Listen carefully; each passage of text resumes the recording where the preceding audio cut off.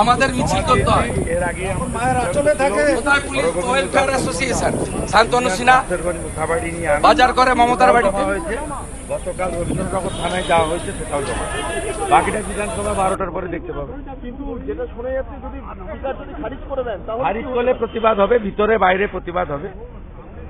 রাজ্যপাল মহোদয় আমাদের টাইম দিয়েছেন একটা সময়, সেখানেও প্রতিবাদ হবে। আপনারা কি যাচ্ছেন রাজ্যপালের কাছে?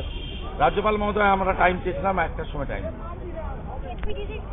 আমরা অল আউট করছি, আমরা কোর্টেও মুভ করেছিলাম। মাননীয় বিচারপতি আমাদের লয়ারকে বলেছেন যে আপনারা ফাইল করে আসুন, আর্জেন্ট স্লিপ দেন, আমি বিবেচনা করব।